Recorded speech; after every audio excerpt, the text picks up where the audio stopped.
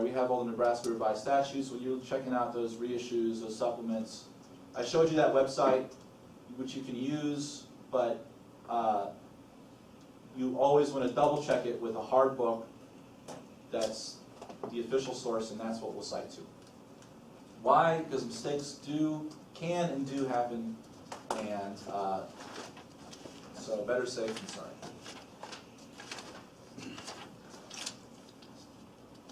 And one thing that pops up in statutes a lot to keep in mind, if you are referring to the law, you'll cite to say the U.S. Code. If you're referring to the historical fact of the law being passed, right, in 1947, Congress passed the da-da-da-da-da Act, you're not going to cite to the U.S. Code, you're going to cite to the session law, which is on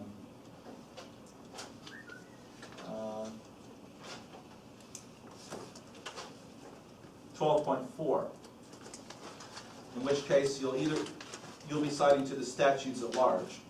Okay, and this is where the research class you had, where you made it glazed over a little bit when they were going through all this stuff, will all come back. So keeping all that in mind is important, and knowing it is important.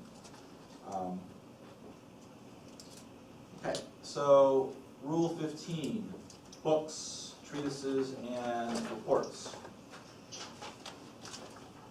We're skipping legislative materials. Those will crop up, and administrative materials, but not often enough to take up our time this morning.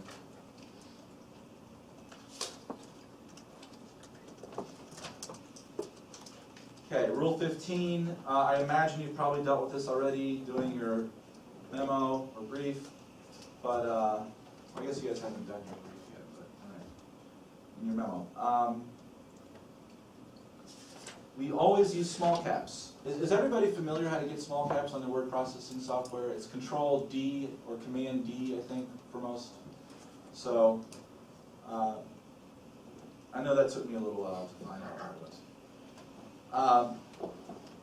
Authors are separated by an ampersand. Ampersand.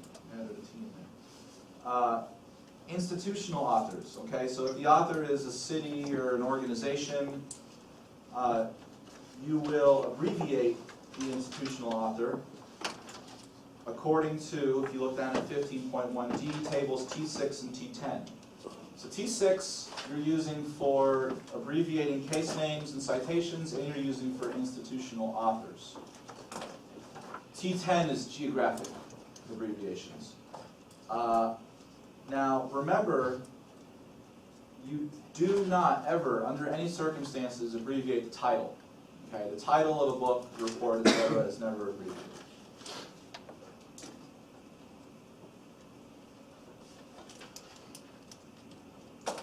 Okay, and then I also like to point you to 15.8, special citation forms. A lot of authors will cite, say, the Federalist Papers or Black's Law Dictionary or Corpus Jurisdictionum or any of those. Frequently cited sources like that have particular ways they're cited, so that'll be on 15.8.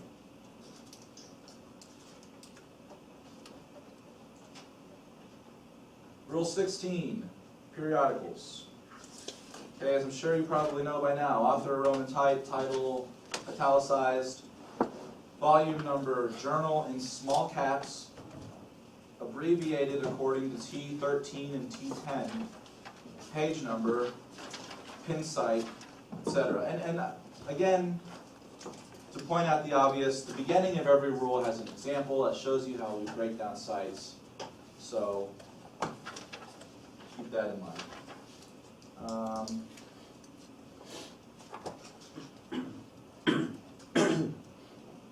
No special mysteries there. Keep in mind the difference between, does everyone know the difference between consecutively paginated journals and non-consecutively paginated journals? Okay, that means if it's consecutively paginated, issue 2 of the Nebraska Law Review will start at page 500. Keep going, and issue 3 will start where that one stops. So all 4 issues together are one series of continually rising page numbers. That's consecutively paginated. Non-consecutively paginated is every edition starts from page 1.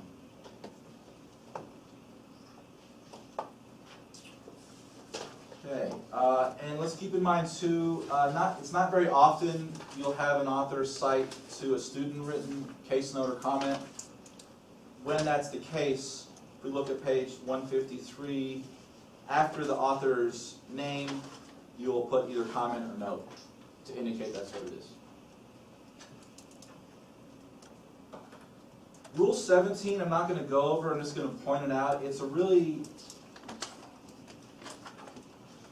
one that, like, you don't always remember it's there, but once you remember it's there, it'll often answer an unanswered question, which is, how do I cite unpublished or forthcoming sources?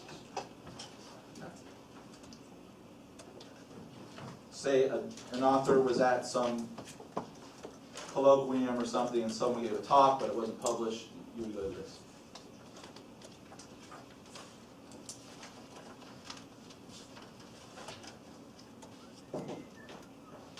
Okay, here is, Rule 18 is kind of a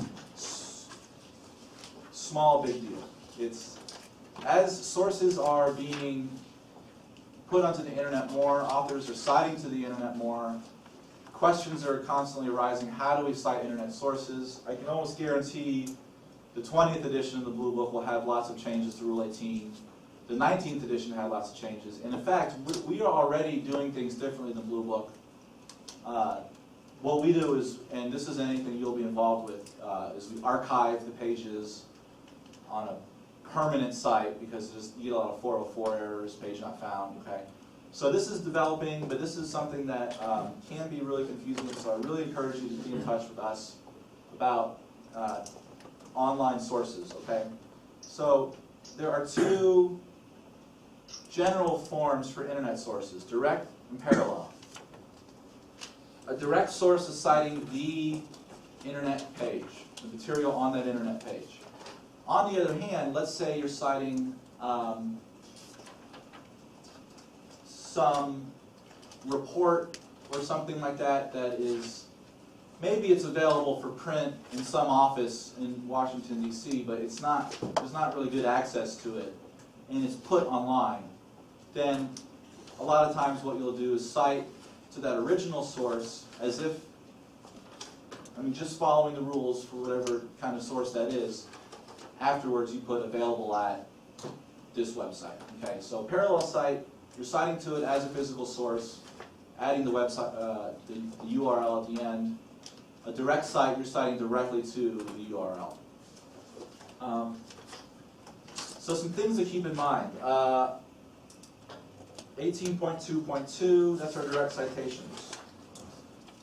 Subsection B, we have titles. So let's just maybe do an example.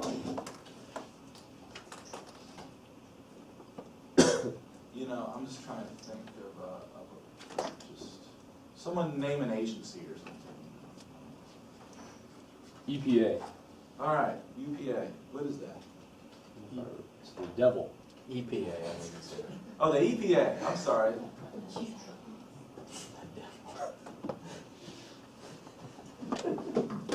John That's how you is really exposing his feel, political. Okay, so let's say, and I want to cite to this news article here, okay? For my author, and let's just do this as an example together, now this is the contact information, so it's not clear to me that this is the author, though it seems like that's probably likely the case. So that's a bit of a judgment call. Would we cite them as the author, or would we cite the EPA as the author? Let's say we cite her, that's going to be Roman type. And then next would come the title. The title you can often get from the title bar up here. Okay, so this will, now obviously a lot of times that will be the same as what's here, but not always. And if you're not sure, the title bar is a good place to go. So there you go. Then main title page. In this case we're doing EPA. This will be in small caps. I'm sorry, the title I didn't mention was in italics. The main page title will be in small caps. So there's an example of how you'd use 18.2.2. I'm going to move a little quicker here because we have a bit more to go through, and Sarah's here to talk to you about your case notes. Okay, and then remember, the main page titles are abbreviated according to T13 and T10. T13, remember, is the same one you use for journal titles, so isn't that interesting? Okay, 18.2.2c, this is another thing that causes some issues. A lot of times a page you'll cite to has a timestamp. It says, this is when it was last updated, this is the time this article was posted. Okay, looking at 18.2.2c, that information, if it's there on the website, will be placed after the main title page but before the URL. If, however, the website doesn't have that information, let's say it's constantly being updated or doesn't have any information, you'll just put last visited at this time. Or if it's regularly updated and they said, oh, this was updated 2 months ago, last updated this time. In that case, that'll happen at the end, after the URL. So compare under 18.2.2c, date and time, the first example to the second example. And note where the time and date is placed. It's up to you. Parallel citation, again, just do your normal cite, available at, move on. Okay, and actually we're getting pretty close to the end here. So, and I would also, with your sticky tabs, mark tables 1, 6, 10, and 13. 1 just has all your various U.S. jurisdictions. Let's say you have an administrative decision by the FCC or whatever, or an executive order is put out, something like that. Table T 1.2 will cover a lot of those more niche rules that you don't tend to come across a lot. 1.3 state jurisdictions, keeping in mind that we follow some of our own special rules for Nebraska. Blue ticks, this is not available to you in the Blue Book, it's only available to you in the online subscription, but it's helpful sometimes. And this is one that comes up sometimes too. And I'm not going to go through this in great detail, but if I have a source,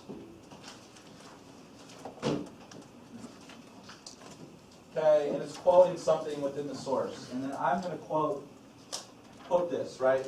Now we know that if I'm just going to quote this normally, I would have it and then single quotes, right? But what if the portion you're quoting is just within the quotation marks? Not actually including the first or last word, but in the middle. That is this example here. Okay? So fleece is white is coming just from within the the nested quote, right? The second order quote.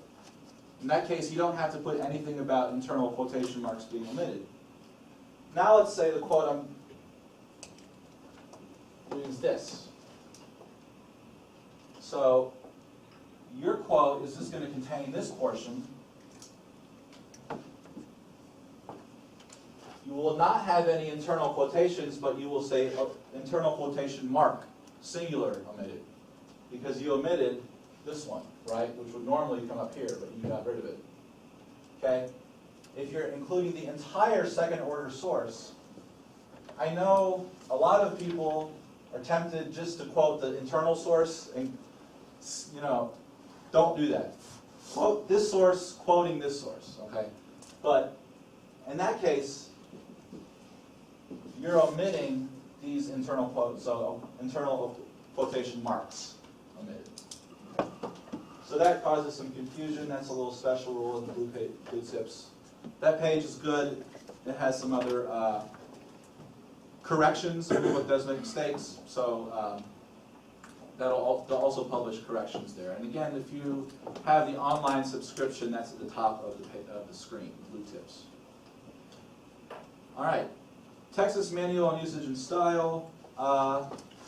You are really going to be amazed at how this thing will, 90% of the time, will have the answer to your question. It looks like a small book, but you have some weird thing like, do I quote this here? punctuation mark do I use here? It's really thorough, and a lot of times it has what you're looking for. Again, I don't want to de-emphasize parts that I'm not putting on here, but these are particular rules to keep in mind and maybe mark because they come up a lot. 1.08, quotation marks.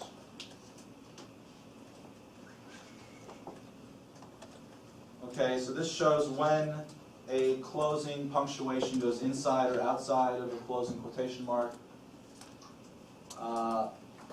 1.10b, and I know some of you had the PDFs, and I'm going a little fast, so you might not be able to keep up with me, but you had this PowerPoint, so. This talks about ellipses, and again, re-emphasizes non-breaking spaces. 1.21 is something I see crop up a lot, restrictive versus non-restrictive clauses. Okay, so if you're describing something that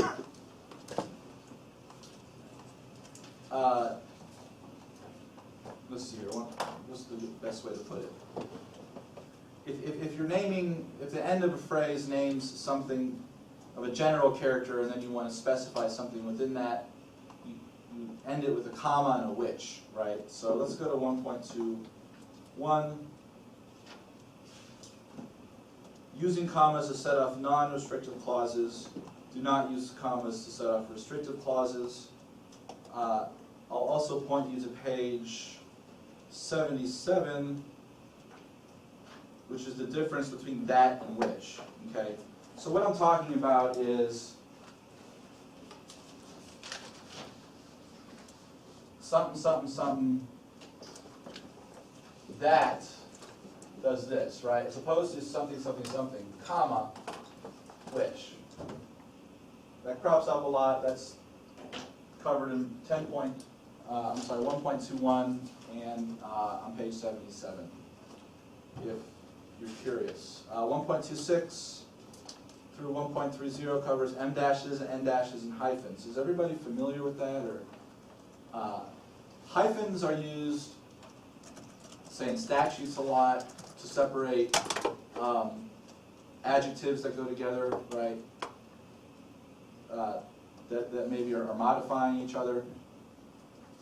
N dashes are used for sort of the way I'm using them here, right, to set off a phrase from the rest of the sentence. You may often see, especially in legal writing, if you have sort of an aside to say in a sentence, instead of using commas, you set them off with M dashes. N dashes are generally used for ranges, page ranges, that kind of thing. So know those rules, know them well. Italics, quotations. We're gonna wrap it up here, but please take the time to go through this and let us know if you have any questions. So good luck. When you're not sure, check. When you're sure, check. When you're really sure, double check. And I'll also emphasize keyboard shortcuts. Those can make things go a lot quicker. So thanks for listening, and Sarah will be talking to you now about our case note process. Any questions? No? Okay. Yeah, you sent me the PowerPoint? Yeah. You guys want a 5-minute break? Would that be nice? Sure. Okay, let's take it.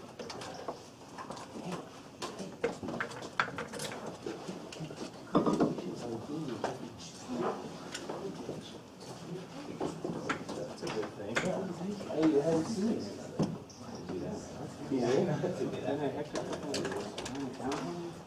Yeah? Where did you do that?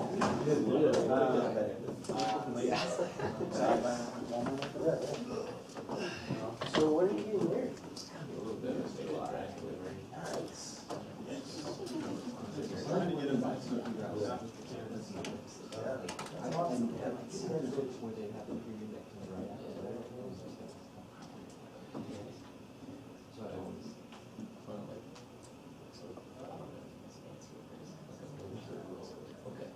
That's okay.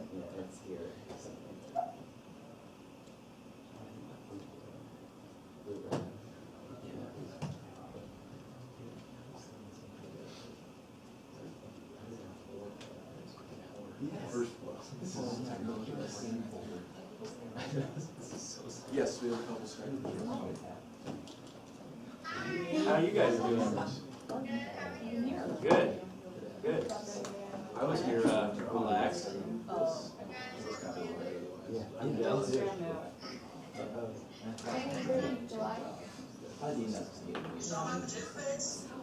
Craig's not wearing his. I would doubt it. How's work going? Good. Craig, you're in Denver, right? Yeah.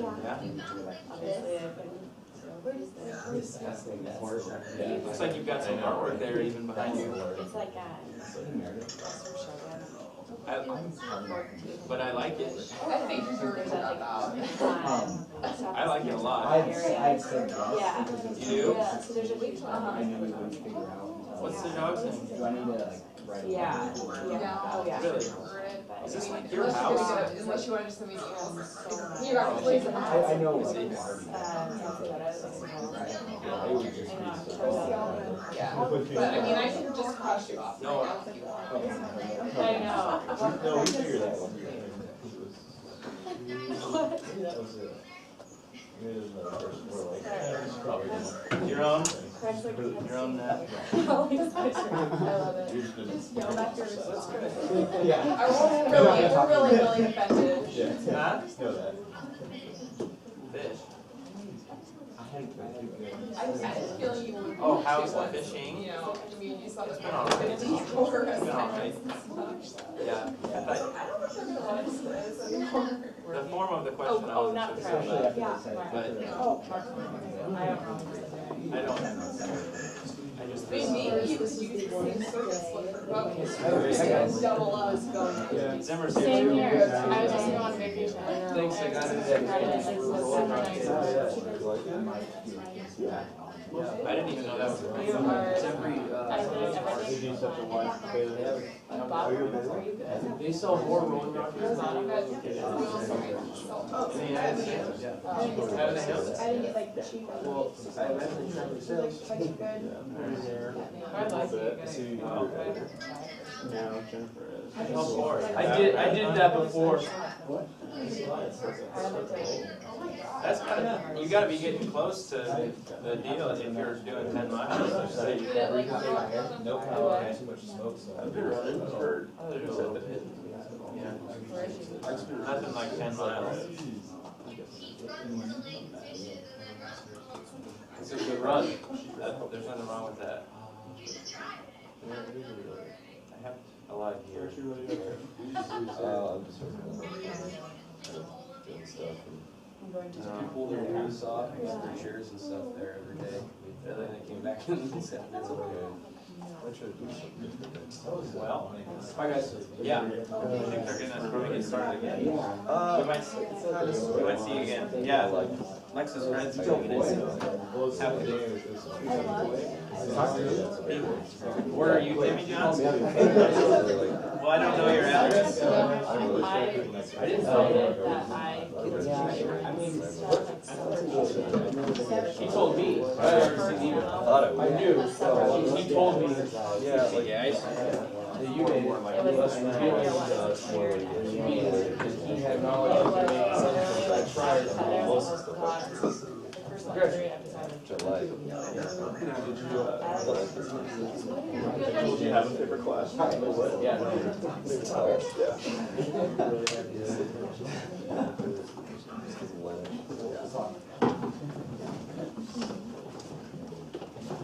Okay, hi, I'm Sarah. I'm the research editor. So my first half of the job was running the write-on competition. The second half of my job is running the case note process. So I'm just going to walk you through kind of what you guys are doing this next semester. Okay, so the purpose of case note, why we have you guys do it, it benefits you, it helps you become a better writer and researcher, you have a chance to be published, it's going to help you be a better law clerk, a better lawyer, it's going to help you in your whole career. For us, it gives us a crop of good articles to choose from for publishing. Is it 2 student articles per issue are usually published? Usually, yeah. I'm just gonna mention the cameras back here, so speak Oh, yeah, okay. And through writing it, you guys are gonna become better editors for if you become executive editors or on the managing editor board in your second year. So that's why we have you do it. So what is it? It's a scholarly piece of writing, minimum 25 pages, max around 35 pages. It's gonna be limited in scope, and it focuses on a particular case. You're gonna use your case note to highlight new developments in the law, convey the significance of those developments. So it's a very narrow paper focused on one case and how that case affects the state of the law going forward. And I'm gonna send this to Nathan and have him send you guys. No, I said not to. I might wanna add, so it's not gonna send this one. Okay, so basically it's pretty simple, intro, background, analysis, conclusion, just like any other paper you guys have written in the past. So you're gonna have an introduction, those are all essentially similar. The background, you're gonna outline all the cases previous to this that are necessary to understand the impact of the case you've chosen, and then fully present the case you've chosen, that analysis, the holding, maybe any dissent that there is. Pretty straightforward objective statement. So your analysis section is going to be the heart of the paper. You need to have a thesis, obviously. Use your analysis section to defend it. Essentially, a usual case note analysis section addresses some of these issues right here. It's a technical analysis of the court's decision. Usually people say the court's decision was wrong in some way, or it changed the law in some important way. Maybe the holding was too broad, too narrow, didn't do enough, did too much. And how it's going to impact the law in the future, any tips that lawyers might use. The people who read case notes are going to be lawyers and judges mostly. I know the Nebraska judges read published case notes, so that's kind of the audience you're writing for. So, what you're going to do between now and July 16th is find a topic. So you have plenty of time to do that. I'll assign you mentors based on those topics the next week. And then you'll have almost a full month to do your first outline. So during that time, you're going to be doing your preliminary research, looking into the background of the case, becoming extremely familiar with the case you've chosen, and try to start a rough outline, figure out what exactly you're trying to say. That's the hardest part of the whole case note process, is just figuring out what the heck you want to say about this case that you've chosen, because it's hard to feel like an expert. So you're going to be doing a lot of research. So you're going to turn in your outline to your mentor, not to me. And your mentor will give you comments on it and try to help you through the process. And off that outline, you should be writing your first rough draft, which will be due right around the beginning of September, so right when school is beginning. You'll get comments after a few days on that, and your second revised draft is the most important part of this beginning process. It should be almost a full paper, as much as possible. Then you're going to get the best comments from your mentor. So your mentor is going to be someone who's already a member, so they've been through this process before, and they know how people grade. So they're going to help you focus on issues that people would kind of strike you down for, or that might not make your case publishable. Case not publishable, sorry. And then your final draft will be due at the beginning of November. So just looking at this, I want to emphasize, I would recommend that you all do as much work on this case note as possible now until the beginning of school, because particularly for the second years, like, your second year is going to be horrible. So yeah. Nate, in Nate's presentation, it had October 27th Yeah. final due date. Do you choose that? Those were tentative rough dates from previous years. Oh, okay. Hers is the official, so I'm sorry for the. Okay. Well, these are subject to change anyways. It was changed on us, so. Yeah. Anyways, do as much as you can on this. It's so easy to procrastinate. Like, oh, the draft is so far away, I'll just throw an outline together. Just don't do it, because you guys are gonna have so much to do, especially second years. Third years, maybe. Okay,